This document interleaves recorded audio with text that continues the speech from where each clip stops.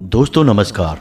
मिथुन राशि वाले मेरे मित्रों, आप सभी का आज के इस विशेष कार्यक्रम में बहुत बहुत स्वागत है। हृदय से अभिनंदन है। दोस्तों, आपके घर के इस कोने में पड़ी हुई हैं ये 3 खतरनाक चीजें। यदि आपने इन्हें अपने घर से आज इसी वक्त ही बाहर नहीं निकाला तो आपके जीवन में जो परिणाम आएंगे वे बेहद ही घातक होने वाले हैं। दोस्तों, अब इसे अज्ञानता कहें या फिर आपकी लापरवाही कहें कि आपने ऐसे बड़े दोष अपने घर में उत्पन्न कर दिए हैं जिनकी वजह से आपका पूरा भविष्य और पूरा जीवन ही चौपट होने वाला है। अब इसमें सबसे अच्छी बात यह है कि समय रहते हम आपको सतर्क किए देते हैं और बता देते हैं कि इन चीज़ों को आप अपने घर से बाहर निकाल दें। यदि आपने समय रहते इन चीज़ों को अपने घर से बाहर निकाल दिया तो इनके दुष्प्रभाव से आप सुरक्षित हो जाएंगे और भविष्य आपका बेहद ही सुंदर होने वाला है। दोस्तों, वैसे तो आपके जीवन में थोड़ी बहुत खींचतान का समय चल रहा है। रुपए पैसे को लेकर थोड़ी बहुत समस्याएं भी चल रही हैं।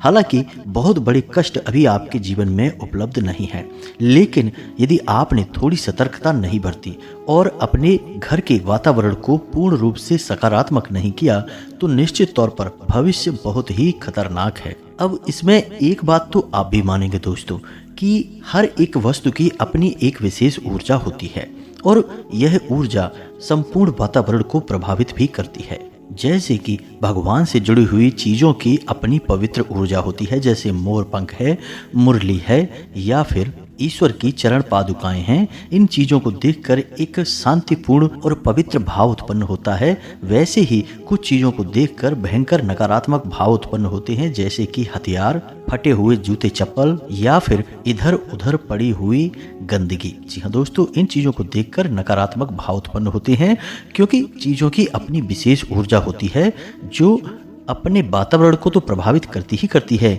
जो इन वातावरण में रह रहे हैं लोग, उनके जीवन को भी बुरी तरह से प्रभावित करती है।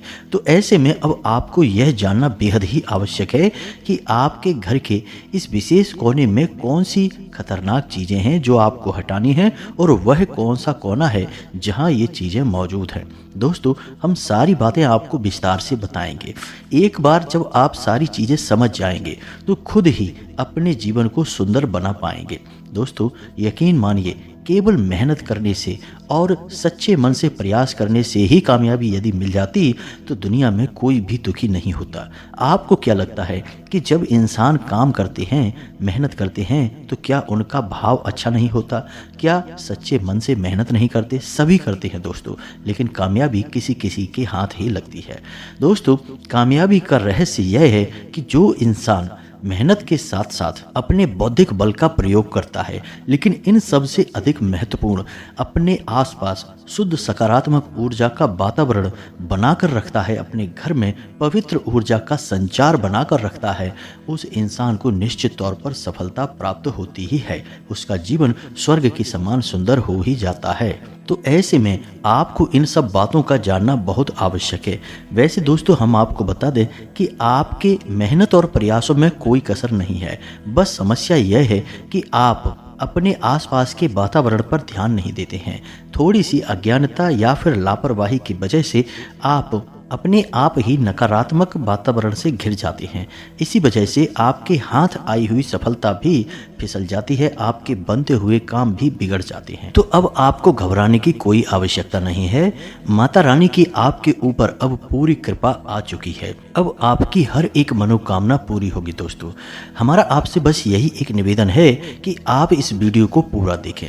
यदि आप इस वीडियो को पूरा देखेंगे तो आपको बहुत ही बेहतरीन ज्ञान प्राप्त होगा और निश्चित तौर पर आपके आसपास ऊर्जा का वातावरण शुद्ध सकारात्मक होगा और ईश्वर की पूरी कृपा आपको प्राप्त होगी। इस बात की हम गारंटी देते हैं दोस्तों। तो चलिए बिना किसी विलंब के आज के इस वीडियो को प्रारंभ करते हैं। लेकिन इससे पहले आपसे एक निवेदन है कि पूरे भक्ति भाव से, बिल्कुल एक छोटे बालक की भांति माता को याद करते हुए कमेंट में जय माँ भद्रकाली रक्षा करो, जय माँ भद्रकाली कृपा करो अवश्य लिखें। माता की सीधी कृपा और आशीर्वाद आपको प्राप्त होगा। साथ ही साथ दोस्तों, यदि आप चैनल पर पहली बार आए हैं तो हमारे इस चैनल को सब्सक्राइब अवश्य करें। साथ ही साथ बगल में जो घंटी का निशान है उसे भी अवश्य दबा दें।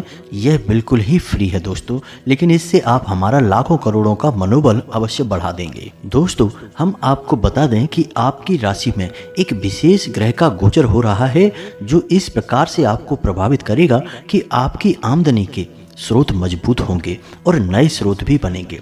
दोस्तों, ऐसे में यदि आप नए व्यापार को प्रारंभ करना चाहते हैं या अपने किसी मौजूद व्यापार को बड़ा करना चाहते हैं, कोई बड़ा बदलाव लेकर आना चाहते हैं, तो आप कर सकते हैं। यह समय अच्छा रहेगा।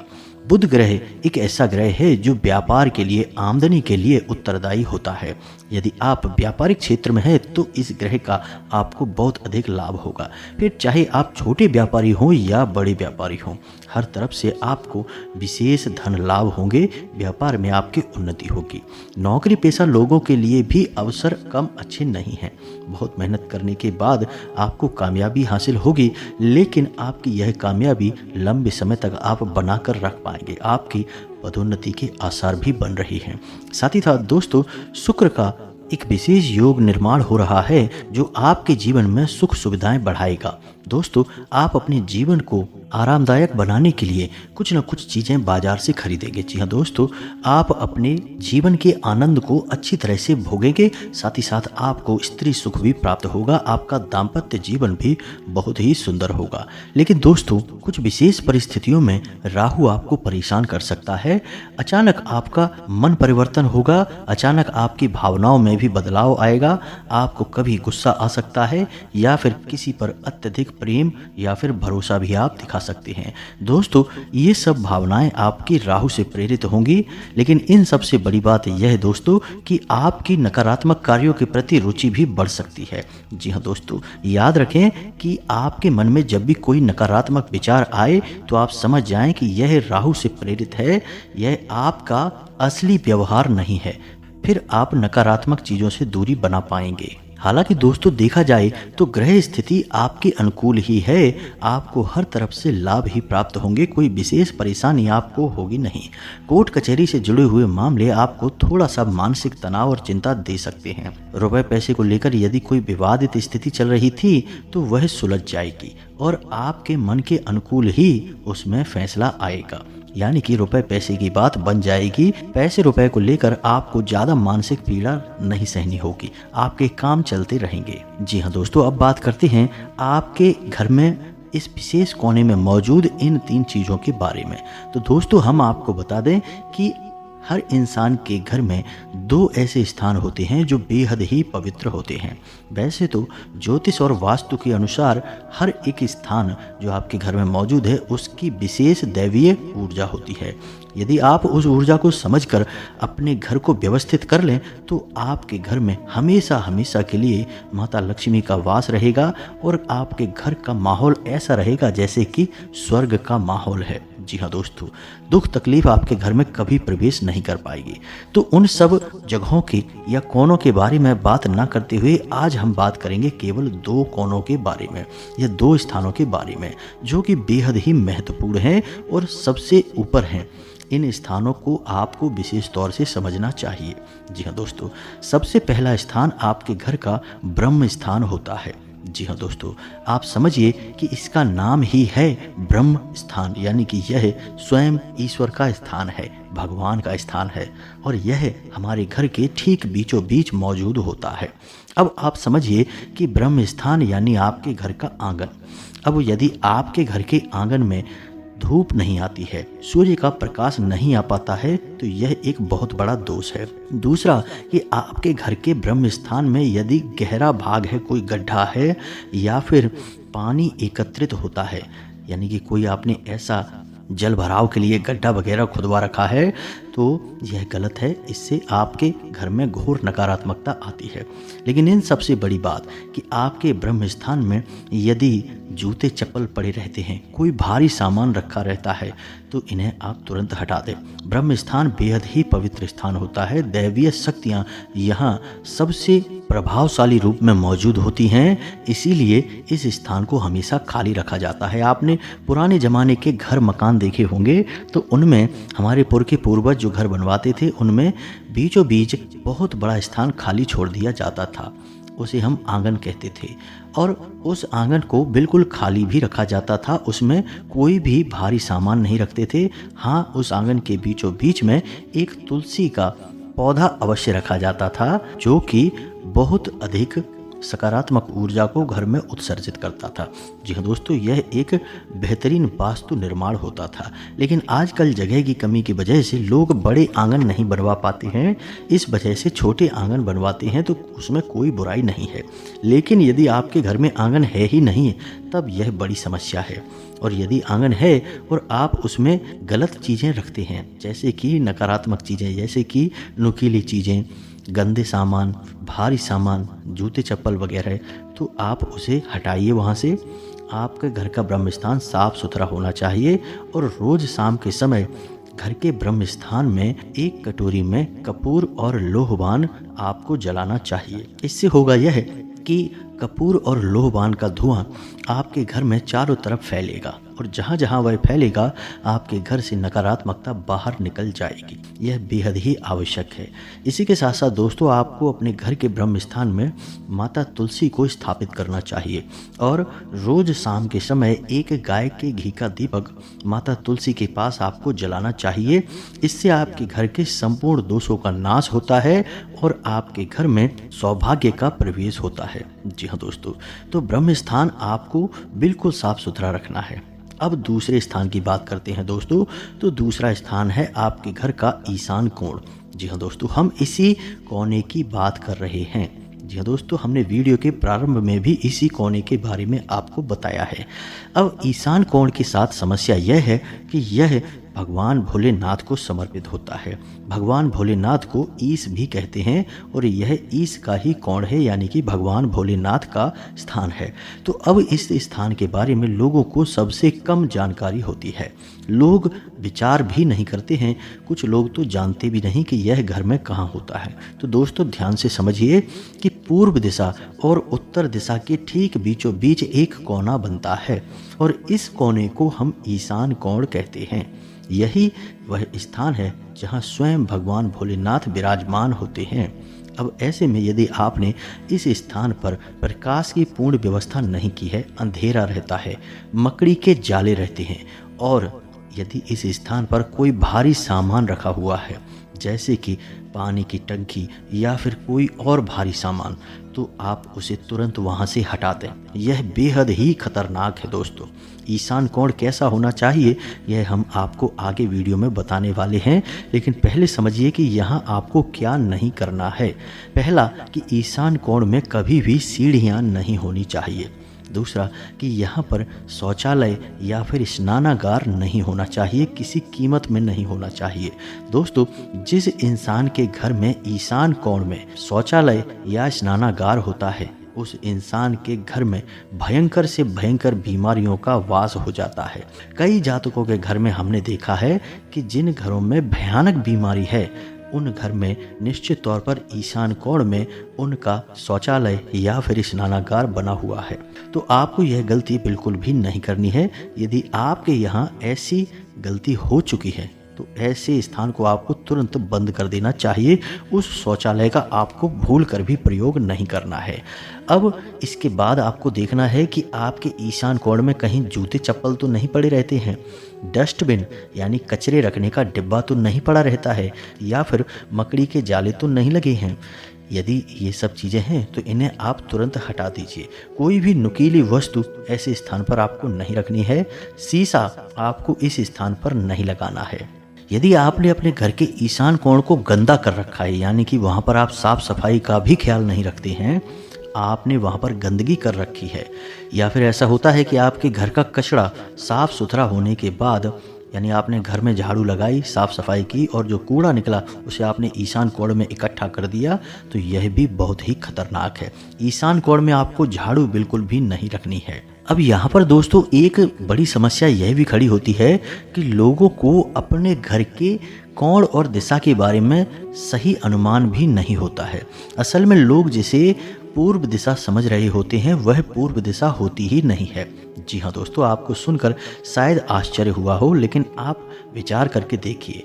लोग कहते हैं कि सामने पूर्व दिशा है, मानकर चलिए कि सामने पूर्व दिशा है क्योंकि वहाँ सूरज निकलता है, लेकिन असल में देखा जाए तो घर के एक कोने की तरफ सूर्य निकलता है, लेकिन उन्होंने उस दिशा को ही पूर्व दिशा मान लिया।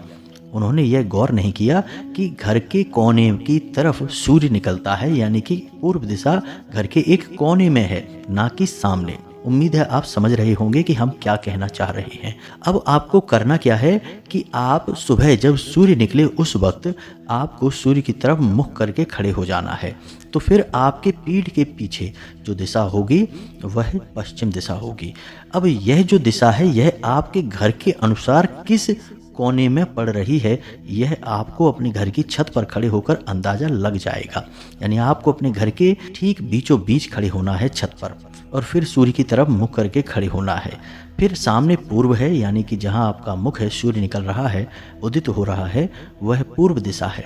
फिर पीछे पश्चिम है, उल्टे हाथ की तरफ उत्तर और सीधे हाथ की तरफ दक्षिण।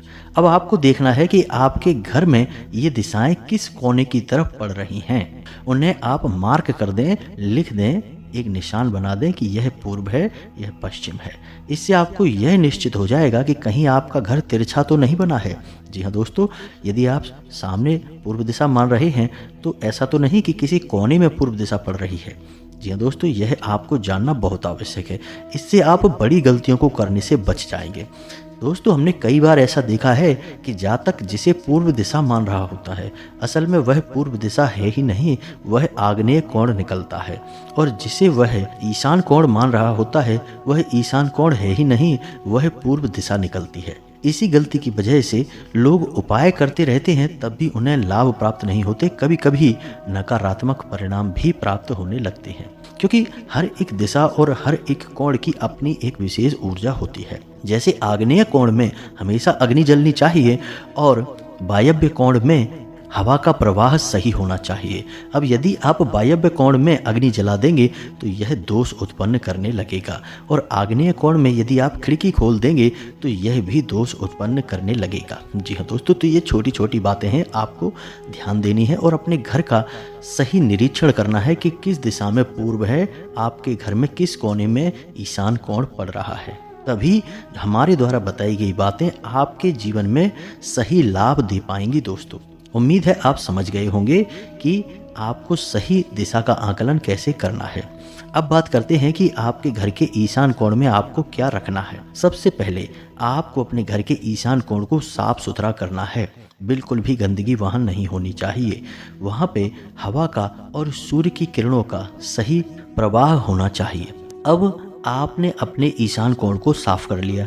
अब वहाँ पर आपको कुछ खास पौधे हैं जो स्थापित करने चाहिए, जैसे कि बेल पत्र का पौधा। जी हाँ दोस्तों, किसी गमले में आप बेल पत्र के पौधे को लगा लें।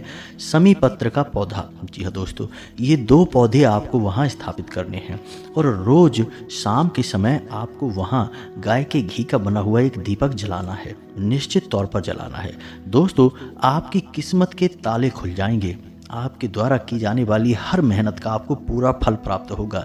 बस एक छोटा सा उपाय यह आप करके देखिए, और हो सके तो दोस्तों ईशान कोण में ही आप अपने पूजा घर को भी बनाएं। भगवान भोलेनाथ का एक छोटा सा शिवलिंग वहां स्थापित करें। यह बेहद ही पवित्र ऊर्जा को उत्सर्जित करेगा और आपके घर में हर एक नकारात्मक ऊर्जा को बाहर निकाल देगा। अब कुछ लोग कहेंगे दोस्तों कि हमारे घर में ईशान कोण में तो कमरा बना हुआ है, रूम बना है, वहाँ पर प्रकाश कैसे आएगा, हवा कैसे आएगी। तो कोई बात नहीं दोस्तों, आप उस कमरे को पूजा घर के रूप में प्रयोग कर लें। यदि पूरे कमरे को नहीं कर सकते तो जिस कोने की तरफ ईशान कोण पड़ रहा है उस कोने को आप अपने घर के पूजा घर के तौर में प्रयोग कर लें। बस इतने से ही आपका काम हो जाएगा। और यदि वहाँ पर प्रकाश की व्यवस्था है तो सर्वोत्तम है, फिर वहाँ पर आप पौधे रोपित करें। कमरे में पौधे लगाने की कोई आवश्यकता नहीं है, वहाँ पर आप पूजा घर बना लें। अब एक खास बात दोस्तों हम आपको बता दें कि ईशान कोण में आपको तुलसी का पौधा बिल्कुल भी नहीं रखना है। जी हाँ दोस्तों, चूंकि यह भगवान भोलेनाथ का कोना है और भगवान भोलेनाथ के नज़दीक भी तुलसी को नहीं लाया जाता है। यह शास्त्रों में पूरी तरह से निषिद्ध है, तो आपको इसका ध्यान रखना होगा। अब एक छोटा सा उपाय दोस्तों आपको और बता देते हैं। आपके घर का जो मुख्य दरवाज़ा है, उस दरवाजे पर आप किसी भी ओर, चाहे बाईं ओर या दाईं ओर, एक विंड चेन अवश्य लगवाएं।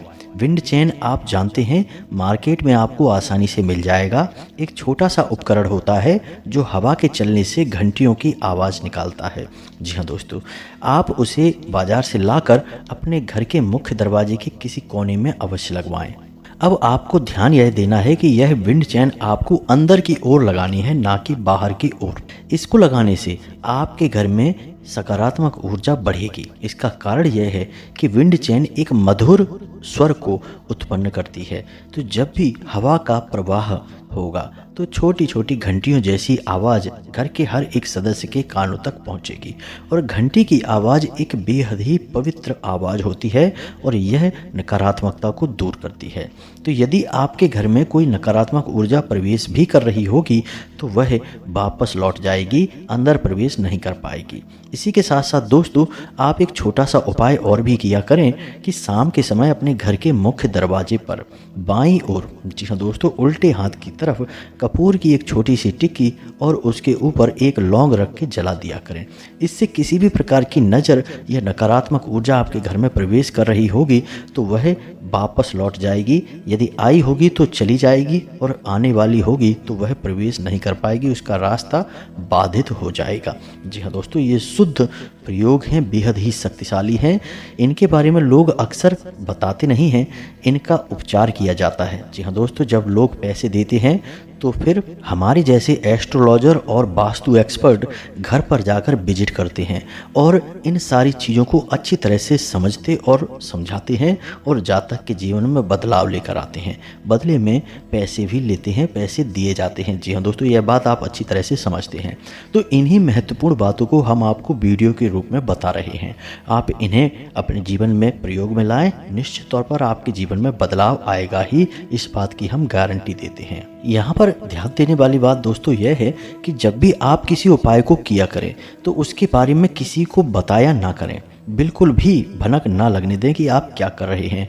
दूसरा कि आप किसी ऐसे समय को चुना करें जब आपको उस उपाय को करते हुए लोग ना देख पाएं। जी हाँ दोस्तों, रात्रि का समय या जल्दी सुबह का समय, जब कोई आपको देख ना पाए। यदि देखे भी तो एक आध लोग ही देखें जो आपको टोके ना। जी हाँ दोस्तों, तो आपके द्वारा किए गए उपाय पूर्ण रूप से फलित हो जाते हैं, अन्यथा उपाय की ऊर्जा बाधित हो जाती है और आपके जीवन में पूर्ण रूप से प्रभाव नहीं दे पाती है। तो सारी बातें आपने समझ ली हैं।